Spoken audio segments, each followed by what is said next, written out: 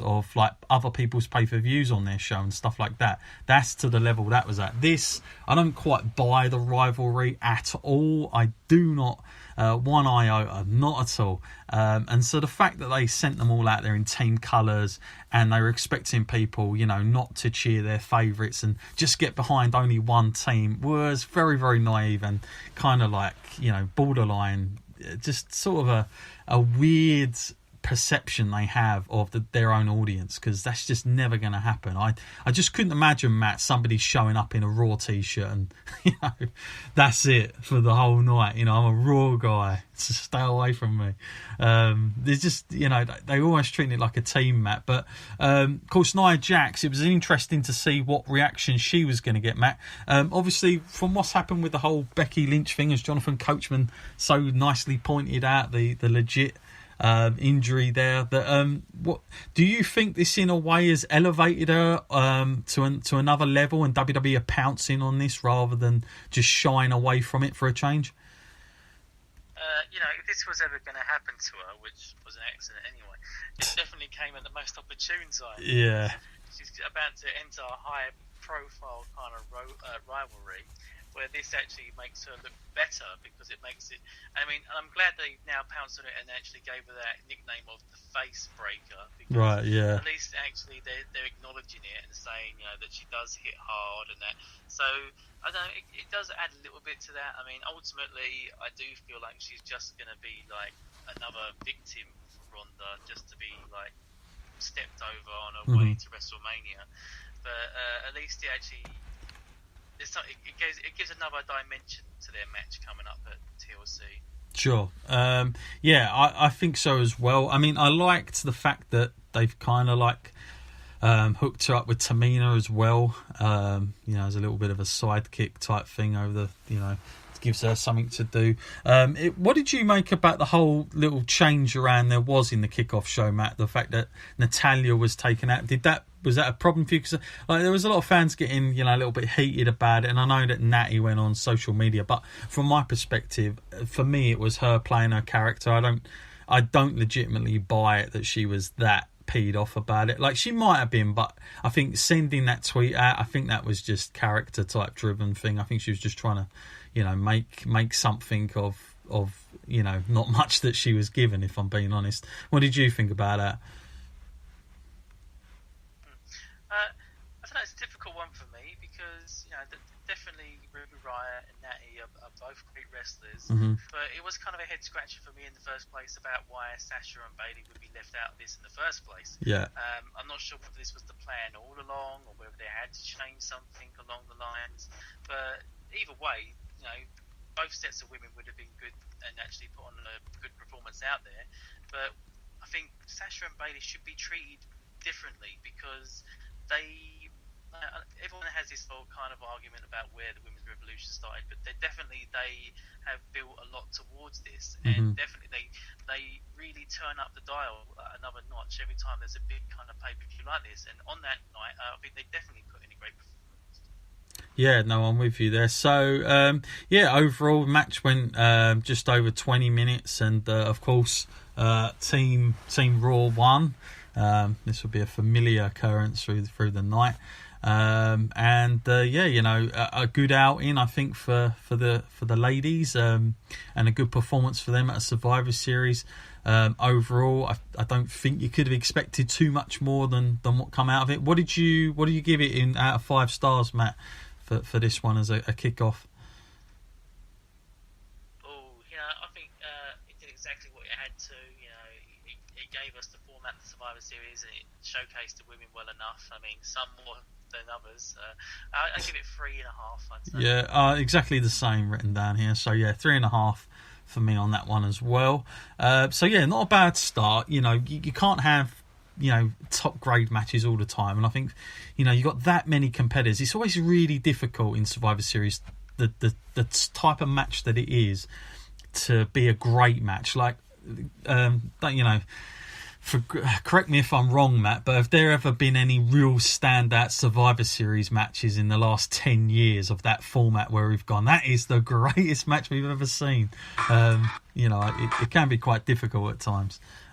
So, For me, it done what it was supposed to deliver in that sense. So 3.5 for me. Thought it was pretty decent. And then seconds up, Matt, we get the after that we get the Intercontinental Champion Seth Rollins up against the United States Champion Shinsuke Nakamura, who for some reason had his entrance sung along by the crowd.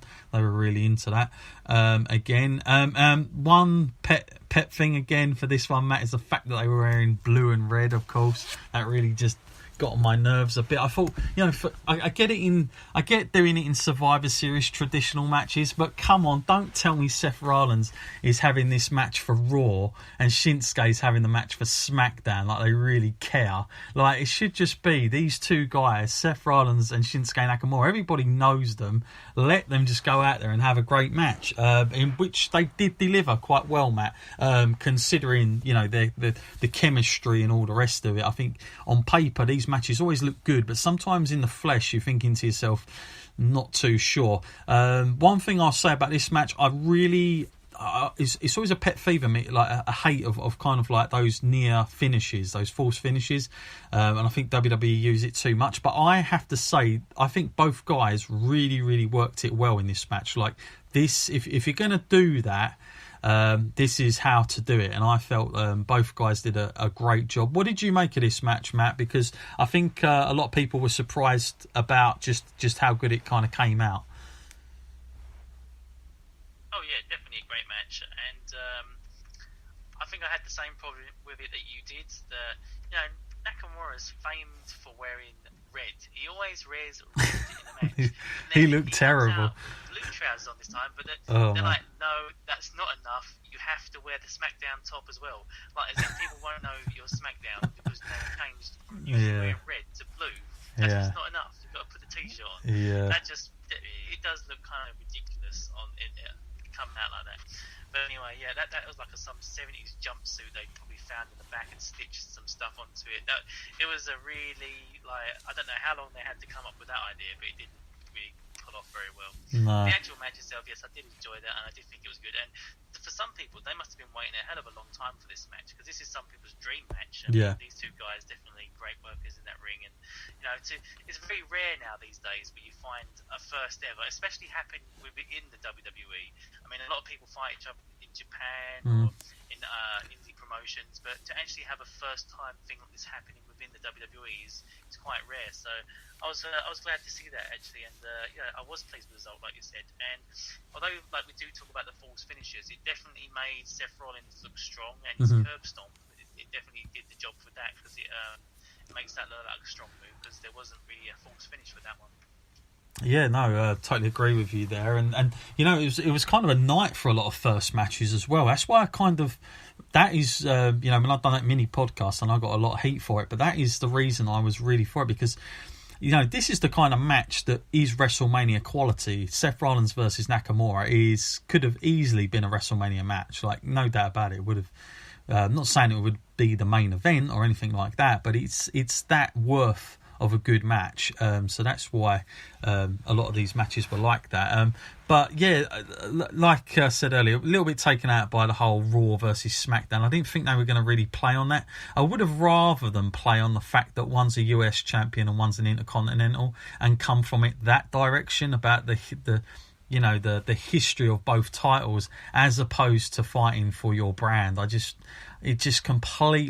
have absolutely zero interest in that, and I think WWE need to realise that, because this could have been that much better had they been fighting in sort of for different reasons. But never mind. For me, I give this 4 stars. I really at first I was only 3.5, but I watched this back again, and I felt like the way the match was delivered, the way it came across, I thought was really spot on. So I give this a 4 stars. What about you, Matt?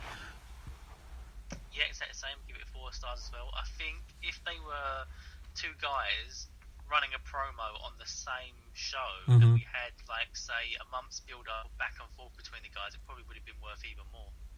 Yeah, no, I'm totally with you there. Right result for you, Seth Rollins winning?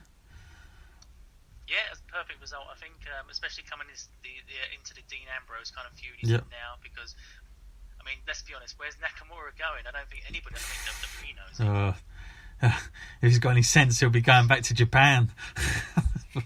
I think at this point, but yeah, no, I totally agree. I think my everybody who listens to this podcast know who my favourite wrestlers are, and Nakamura is, he's definitely in my top 5 on that roster currently. But like, I have lost all hope on ever having Nakamura as perhaps the position I thought he was really destined for. I think that's kind of slowly but surely, like sand, it's just filtering away through the fingertips. It's not going to last. So it's unfortunate because he's only at that level. But then I suppose the same could be said for Seth Rollins. Here's a guy who, there's an opening happen now. There's an opportunity, but I still see WWE not, for some reason, having that much faith in him for some reason. So, bit difficult for both guys, but they're doing what they can, and I think they had a great match against each other, considering they hadn't really ever locked up before, so it was pretty decent. Okay, next, Matt, we have the Raw Tag Team Champions of AOP with Shrake Maverick. Hang on, before we get to this, Matt, I better mention this. Enzo Amore was in the crowd. I had my emails blew up about this, because a couple of our listeners had already spotted him in the wig, just sitting there. Because I think he was behind the guy that always is on the front row at pay-per-views who wears green. I think you know what I mean, Matt. He's always at the shows now. He wears a green T-shirt. He was literally just behind him. And a few people had spotted him in early. Matt, what did you make of this? For me, when I watched the video, because there's a lot of videos being posted around, it looked a little bit embarrassing, if I'm being honest, for Enzo to have come and done this a little bit. Like, he's in the crowd, he gets up, he starts trying to cut a promo, and then gets taken out by some security woman. But then he's trying to get back in from the other end. He's trying to do his promos. You hear about the fact he's got a rap going on in Los Angeles. He was trying to get maybe a little bit of publicity for it. I don't know what I really think of it. I mean, I like Enzo Amore. I think good on him. He's doing something else. But then, why is he turning up doing this, Matt? I mean, it looked a little bit, I don't want to say desperate, but it's along those lines a little bit. Yeah, I've got to agree, and I think I would use those words. I would just say it does look desperate. And it is hard not to feel for the guy, because it is quite a dramatic fall that he's had. Being the cruiserweight champion, and now you can't even sit in the WWE in the crowd without being ejected.